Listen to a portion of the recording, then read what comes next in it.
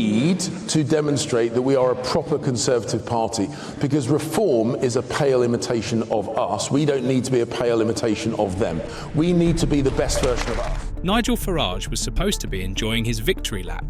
Grandchildren on the way, a cushy spot at GB News, and even 2 back-to-back awards for News Presenter of the Year. But just when we thought he'd settled into his media life, Farage went live on TV with a jaw-dropping announcement. He's back, ready to shake up British politics once again, and this time he's aiming for the very system he claims is broken. Could this be the start of another Farage-fueled revolution? Or is it just another chapter in his relentless push for change? He got Brexit. Brexit, the biggest political movement in our lifetime, was because of Nigel Farage. It was because David Cameron chickened out. I feel so strongly about this. Nigel Farage's post-Brexit life seemed almost idyllic, especially for someone who'd spent years in the throes of political chaos. After leading the UK through the turbulent waters of Brexit, Farage stepped back from the political limelight to carve out a new niche as a television presenter on GB News. And not just any presenter, he quickly became a top-rated figure on the network, winning News Presenter of the Year not once, but 2 years in a row. This accomplishment wasn't surprising. Farage's blend of sharp wit, unwavering views, and unapologetically bold commentary was a hit with viewers, earning him a dedicated following. His show became a regular outlet for his candid takes on British politics, and his critiques of the political elite resonated with a broad audience. For Farage, it was a space where he could speak his mind without the stresses of direct political engagement. Friends together, cooperating together, and let's get rid of the flag, the anthem, Brussels, and all that has gone wrong. Away from the studio lights, Farage was relishing his newfound calm. He was celebrating major milestones in his personal life, including the arrival of his first grandchild, born on none other than June 23rd, Brexit Day. This, he admitted, was a proud moment, almost symbolic of his legacy. As another grandchild was on the way, his weekends were refreshingly free from campaign schedules, rallies, or the public scrutiny he'd once endured. It was a lifestyle he openly embraced, a shift from decades of high-stakes political battles to a quieter life marked by family gatherings and personal peace. Friends and colleagues noted that he seemed genuinely content, enjoying his 4-night-a-week spot on television and a routine that left him free to pursue other interests. The names of individual leaders. You're mentioning Keir Starmer, Rishi Sunak, Nigel Farage. You're asking people really a bit more of a specific question. Who do you actually want in number 10? And more often than not, they're broadly consistent. Here again, we have Labour. Rishi Sunak's unexpected decision to call a snap general election became a turning point for Farage, whose political instincts were reignited as he watched the nation's reaction unfold. For years, he had observed the Conservative government's handling of key issues like Brexit and immigration from the sidelines, choosing instead to voice his opinions through his platform on GB News. But this election announcement felt different, jolting Farage with the sudden awareness that Britain was teetering on the edge of a significant political shift. The call for an election brought both uncertainty and possibility, forcing Farage to confront a crucial question.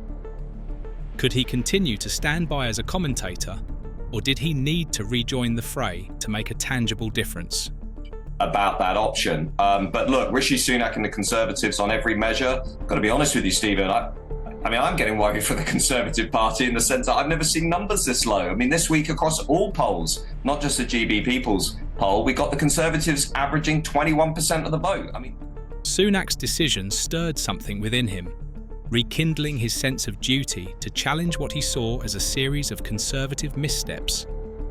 Brexit was supposed to be Britain's path to self-determination, yet many of the promises that drove the nation's exit from the EU felt increasingly hollow. Immigration policies, for instance, remained largely ineffective, with numbers surging and communities grappling with social integration challenges. Economic growth, touted by past Conservative leaders, had stagnated, leading to rising costs, wage gaps, and a growing sense of disenchantment among the British public. And while Farage respected Sunak's attempt to salvage the party's waning credibility, he believed that a deeper, and I'm doing it because I genuinely feel that Britain is broken, that nothing actually works anymore, that we're broken economically as our national debt explodes, as our debt repayments are now over £90 billion a year, interestingly, the same amount as the education budget. When Farage spoke about broken Britain, he wasn't one to mince words. His concerns went beyond the surface, critiquing the very structure and priorities of the Conservative government. But of course it's that generation that are going to have to pay for all of our mistakes for years to come. I feel increasingly we're broken socially. He believed the UK was at a breaking point beset by a flood of immigration, escalating crime, and a healthcare system on the verge of collapse. To him, mass immigration was far from the managed, selective system many had hoped Brexit would bring. And it doesn't matter what crime statistics the government quotes at us, we all feel less safe on our streets. And I think we've reached a point now where most crime even goes unreported. Instead, he saw a government overwhelmed, with immigration rates steadily climbing and local communities increasingly divided. This uncontrolled influx, he argued, threatened Britain's cultural fabric, leading to challenges in social integration, housing shortages, and strain on public resources. More investment in the NHS, more investment in our public services, by which they really mean they're going to spend more of your taxes. And perhaps that wouldn't matter if it led to better delivery. Farage's frustration didn't stop there. He pointed to the troubling rise in violent crime, with knife attacks and gun-related violence no longer confined to poorer neighbourhoods, but spreading even to traditionally safe areas. He believed that this surge was a direct consequence of weak policies and lacklustre law enforcement initiatives that failed to address the root causes. Then there was the National Health Service, once a symbol of British pride, now buckling under pressure. In Farage's view, the NHS was in disarray, with patients waiting weeks for basic appointments, emergency rooms overwhelmed, and staff shortages taking a toll on the quality of care. For him, this decline represented a failure of leadership, a consequence of political choices that placed party interests above national well-being. And I'm talking the 18 to 24 year age group are now coming to reform UK's cause. So this is not something with which we're going to govern the country. That's not possible in this election. Although this election is... In a surprising turn, Nigel Farage recently announced a significant change to Reform UK's organisational structure, transforming it from a traditional shareholder model into a non-profit member-owned party. This shift means the party will no longer be under the control of a select few individuals or investors, but rather in the hands of its broader membership.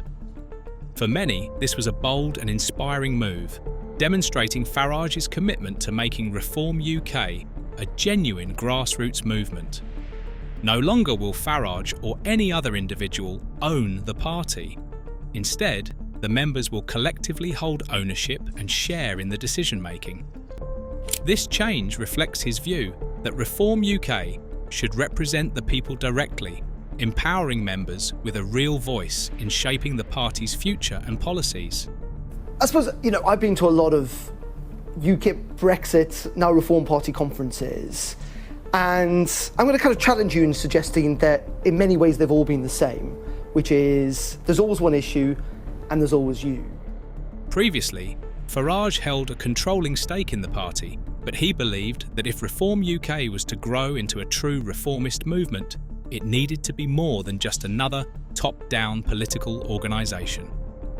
The decision to move toward a non-profit model was in many ways Farage's answer to the public's call for a fresh, more democratic approach.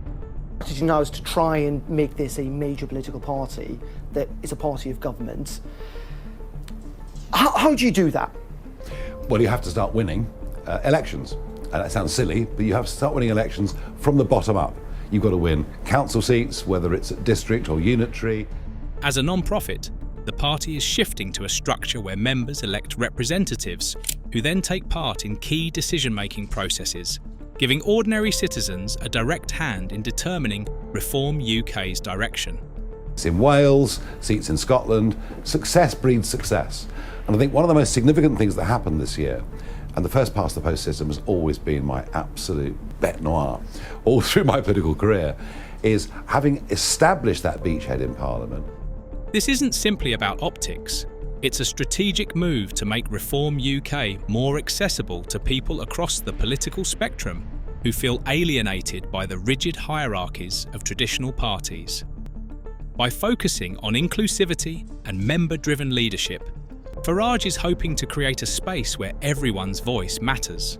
Comes an MP representing Clacton in Essex as the leader of the Reform UK party, just moments after Jeremy Corbyn beat Keir Starmer's Labour in Islington. But Nigel Farage... For Farage, the shift is more than just a structural adjustment. It represents a deeper commitment to grassroots democracy, aligning the party's internal workings with the same values of transparency and accountability he promises to bring to the national stage. Empowering members in this way sets Reform UK apart from other parties, which typically centralise power among a few key figures. By bringing in member representation, Farage believes that Reform UK can make the kind of bold, people-centred decisions that traditional parties can't or won't. This approach reflects his broader goal of genuine reform in the UK, making government more accessible, transparent, and responsive to public needs. Nigel Farage is no stranger to the power of grassroots movements, and his strategy for Reform UK reflects a deep understanding of the impact that well-organised local support can have on national politics. His vision for Reform UK involves creating what he calls a people's army, a coalition of motivated, organised supporters who are ready to rally for change across the United Kingdom. He's looking to build this army from the ground up, starting with local branches and constituency associations in communities nationwide. By establishing these networks, Farage hopes to make Reform UK a truly community-based movement where supporters are not just voters, but active participants in the political process. Farage's grassroots strategy takes inspiration from the Liberal Democrats' success in establishing strong local foundations. The Lib Dems have long focused on building up support from the bottom, and Farage aims to adapt this model for Reform UK, creating a nationwide network of dedicated volunteers and local organisers. His goal is to engage citizens who feel disillusioned by the traditional political establishment, giving them a way to channel their frustrations into productive action. By creating constituency associations and local branches, Farage is planting the seeds for a movement that can thrive within communities and build long-term support for Reform UK. It's a strategic move that emphasises direct engagement with local issues, helping the party resonate with voters on a personal level. To Farage, the effectiveness of Reform UK will depend largely on how well it can mobilise this local support. He's betting on the fact that people are hungry for change, and he's giving them the tools and structure to make that change happen within their communities. This grassroots approach is designed to make Reform UK more resilient and adaptable, allowing it to grow organically as more people join and get involved. Rather than focusing solely on a centralised leadership, Farage envisions a decentralised, people-powered movement that prioritises local voices and concerns. He believes that by empowering communities, Reform UK can address issues like crime, immigration, and economic stagnation more effectively than a top-down party ever could. Farage's grassroots strategy is ambitious, but he's convinced that it's the only way to make a lasting impact. By focusing on local elections and building strong community ties, he hopes to create a political force capable of standing toe-to-toe with the established parties. In his view, real political change happens when people take ownership of the process and he's committed to creating an environment where Reform UK supporters feel like true stakeholders in the movement. Through this strategy, Farage isn't just aiming to win elections. He's building a community of politically engaged citizens who believe in the mission of Reform UK and are ready to work for it. Following in the footsteps of UKIP, then the Brexit Party, now Reform, and now in Parliament. And I have to say, fellow candidates, it's been a well-run, well-fought and remarkably clean election battle. I think we'd all agree on that. Nigel Farage's ambitions for Reform UK go far beyond local victories. He has laid out a 5-year plan that starts with winning council seats and eventually aims to make Reform UK a major force in national politics. This roadmap to influence begins at the grassroots level, where Farage believes the party can gain its first foothold. Local councils and district elections may seem like modest targets, but they are essential stepping stones for Reform UK. Farage is confident that by building momentum at the community level, the party can establish a reputation for effective, responsive leadership. His plan is clear: start with smaller wins, build trust, and expand from there. The first phase of this 5-year plan involves focusing on local and district elections, where Reform UK can establish a visible presence and prove its capability to address pressing community issues. Farage sees these elections as a testing ground, allowing Reform UK to refine its approach and demonstrate its commitment to real reform. Success at the local level would lay the groundwork for larger campaigns, providing a foundation of credibility and experience. Winning council seats is more than a symbolic victory.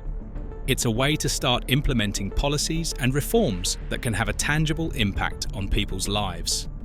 Farage believes that these initial victories will attract more supporters, helping Reform UK gain momentum and visibility. Once Reform UK has established itself locally, Farage's plan shifts to targeting parliamentary representation.